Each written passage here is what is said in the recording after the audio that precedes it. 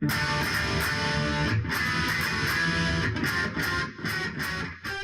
everyone, Jeff from F&J Playthroughs here, and I'm your judge this week for Unsucky Sunday. Unsucky Sunday is where the warriors of Earthrealm gather to compete in a tournament against Shao Kahn and his evil forces from out. Unsucky Sunday is where all of you submit your videos during the week, and I have to go through and figure out which ones are the best of the best. Helping me this week is my friend and co-commentator of F&J Playthroughs, Frank. Frank, what do you have to say?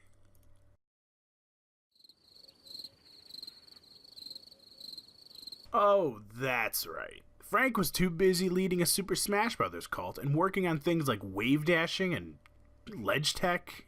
I don't know what the fuck those things are. Now, while I was going through all the videos this week, I was taking notes the whole time. I don't have a rating or scale or number that I was using, but just writing down things that came to mind as I was watching these. Now, before we get to the winners, I just wanted to go over a couple things that kept coming up in my notes. These are things that have come up several times in the past. In general, nonetheless, I'm only using it as a constructive criticism type. I only want you guys to take this with a positive reinforcement because I want everyone to be the best Let's Players they can be. I want to see the best possible videos that you guys can produce. In the end, these were things that led to my decisions and what I was looking for in the videos overall. Number 1. AV quality. There didn't seem to be any bad captures or game audio, mostly because we have some really good technology to help with that nowadays. So it came down to if the quality of the commentary audio was good and if it was mixed correctly. There were some that had game audio too loud, which could distract from the commentary. Audio quality from the commentary can also be glaring. At the end of the day, people tend to notice and remember bad quality a lot more than sometimes even good quality. I often find myself remembering negative aspects as opposed to positive aspects when reviewing a piece of work. This can be fixed in some cases with upgrading your microphone, something that's been brought up constantly in the past, so I'm just going to leave it at that. Now, there were two things that I kept looking for in commentary areas.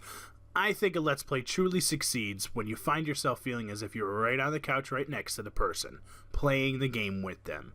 I shouldn't feel like I'm watching over your shoulder as you play a game online, droning on as if it's work. So, number 2, engaging commentary.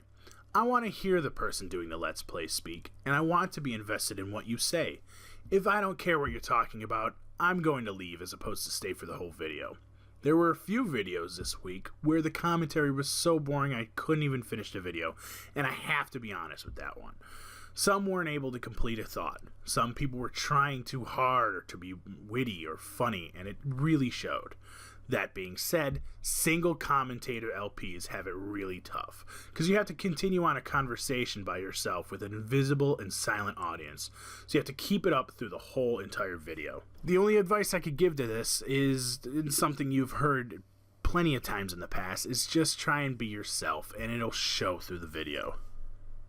Number 3, excitement. People love watching human reactions. Why do you think videos of people reacting to scary and gross shit get thousands to millions of views? I want to feel that you're having fun and being excited as you react to what the game throws at you. This is where some people could not stand up to others.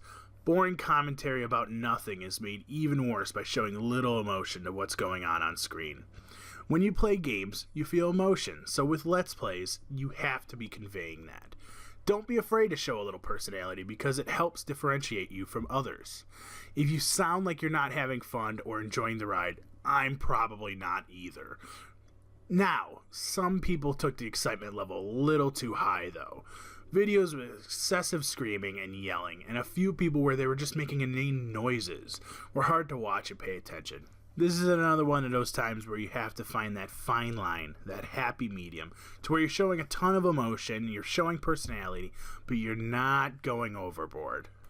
My closing thoughts on this: if you're having a good, fun time, it is very noticeable through the video, and can be quite contagious. After those 2 points about commentary, there are a couple videos that suffered not so much from the commentating person this week, but the game they were playing.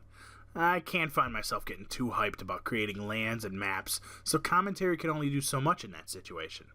With that being said, as much as I wanted to like the Papers, Please submission from Button Match this week, that game is damn near impossible to creatively, enjoyably commentate on your own.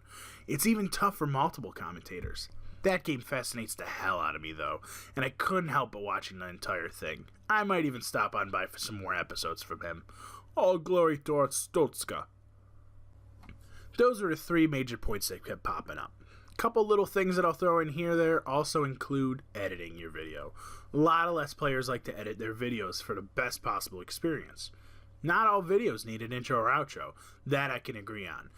But when the episode abruptly ends, leaving that feeling of a record player needle being forcibly ripped off of a record, it left an impression. Leaving the episode on a sign-off, or at least a completed thought, would greatly improve this jarring ending. When we started originally, I told Frank I didn't want anything to do with sign-offs. I didn't think it was us, but now I realize it's really important to throw in proper closure. Whether it's a simple sign-off or maybe just a closing joke or statement, I shouldn't be so surprised when a video ends. Also, there were a few instances where the editing of the video had my head swimming. There has to be a general cohesiveness to where it's going, a flow of the video, if you will. Because if I find myself confused as to what the fuck is going on, I'm going to exit the video. That's enough rambling from me. Let's get to the victors this week. In 5th place, Many a True Nerd's Hitman Blood Money, A Murder of Crows, and everything else. Many a True Nerd is the only one in this list that has an Unsucky Sunday award under his belt already. This was a long video that I loved every macabre second of it. MATN spends this video taking on the grueling challenge of murdering everyone in this New Orleans style mission. Sorry. Oh god. We're not even close.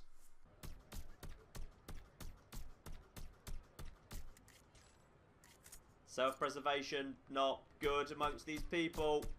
This was the only of the top 5 that I actually played myself, so it was nice taking down a trip memory lane with Agent 47. 30 minutes seemed like a long time, and I know it took a much longer, but it gets to a point where you get so hooked and you want to see how he's going to accomplish this insane feat with limited ammo.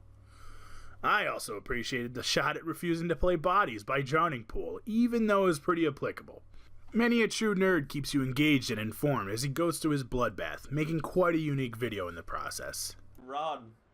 That's right. And this knife that has killed several thousand people, with this knife, I declare Hitman, Blood Money, Murder of Crows. Kill everyone, apart from people who aren't people because they're bloody scenery. I wish I could kill those people. I genuinely do. In 4th place, Corny the Great and Castle Crashers, Episode 2. This one takes a few minutes to get started. The strange intro and his friend's mic being super low almost turned me off of the video. But how these guys treat each other reminds me a lot of me and Frank. That, and I can always appreciate a technical difficulty screen to polish the unpolished portions. Those are sick. First thing I do. Did you just log out? Did I really? No way.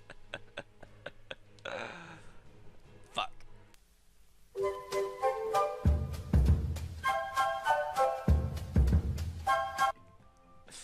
Here we go again. These guys are having a blast, and knowing nothing about this game makes it just as enjoyable to watch them react to this crazy nut. You probably should get ready for some shit humor. Also, what makes it enjoyable is them just messing with each other once in a while. Co-op games can be pretty brutal, but makes an entertaining time when you can fuck with your partner. Every once in a while, though. Not too much. The lagging out at the end doesn't really help the overall experience, but it's nothing they can control, it seems. 3rd place, Danger Gerbil, Space Slice. I had a lot of fun watching this video. At first I didn't think I was going to enjoy this, but I was completely wrong. First off, the game looks pretty damn fun. Danger's voice is clear and constant, and he explains the controls and his experiences pretty well. The whole time I felt as if I was the one playing the game. I was rooting for him the whole time while he was struggling against a giant Medusa, even though the first one takes a long time to defeat. Ah, run away! Kick things around!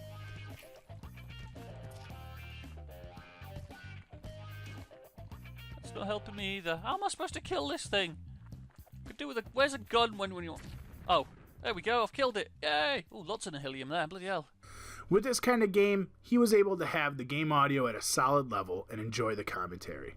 Overall, an enjoyable time. Second place, Covert Penguin, Ebe, Part 9. I didn't know anything about this game, and being dropped into Part 9 doesn't have anything explained to me at all.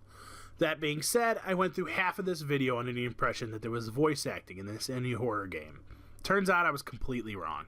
Kat over at Covert Penguin was doing the voice work for any of the characters' dialogue. Now, normally, a lot of people don't enjoy when you go through a game and read out every word. This was one of those exceptions, where Kat brings fantastic out loud reading for the game, giving this playthrough some unique life and really making it their own. Her voice for Mary was perfect. It creeped me out when it started spiraling into the madness. What? Oh, tits! Where are you going, Ib? Nowhere? Where are you going by yourself? We promised we'd go together. Right? Is that what we agreed on? Why are you running? While playing the game, it seems like these two are just having a good time, and Kat keeps the commentary lively with several different accents and noises, but they never quite get to the level of annoying random noise making, which is hard to do sometimes. That, mixed in with the reactions from the crazy crayon world that they enter, ends in a solid video, even if they are pronouncing Ebe wrong, according to the download site. And with first place this week, Game Plus, Left 4 Dead Part 5, One Must Fall. Alas, poor Bill, I never knew you. I used to love watching the guys from Team 4 Star play this game. It seems like the kind of game where you can always have a ton of fun with friends, no matter what the situation is. Game Plus captures that perfectly in this short, sweet video. They are having a blast playing it, and it shows, both Megan and Chuck showing plenty of personality to make me feel as if we're old friends. They almost lost me with Megan screaming at the witch, but were able to bring it on back no problem. Megan's annoyance at Chuck for having to summon the horde herself, to her reaction each time when she gets puked on. Well, Bill's getting annihilated. I know. I'm coming to. Oh God! Ah! If this was real, the second I got vomited on, I'd just be done. Be like, I'm Why? done. I am done with this. I'm done with the apocalypse. Well, it seems like that might turn you into a zombie, because that's like really. I found myself laughing a whole lot during this video. Top that all off with Chuck taking a tank shoryuken to fly off of a building, to Megan suddenly deciding last minute that there's just not enough room in this helicopter for 3 people. The only slight pet peeve I had about the video was a red border around everything, but the rest of the video had me forgetting it completely. Good job, guys. I ended up finding myself watching the rest of their Left 4 Dead series, and I can't wait for more videos from them. That's a huge victory, making me stop this judging and continue to watch more of your videos. That means you won. Simple as that. Go! I just run through, completely through it. Come on, Bill! You're right there, Bill! Oh! Did you kill Bill? Megan incapacitated Bill. Oh my God, you killed him! You are the one who killed him! Well, guys, that's it for me today. Congratulations to all the winners. I had a fun time judging this week. Like I said before, if you have any questions, feel free to PM me. Until then, keep on playing.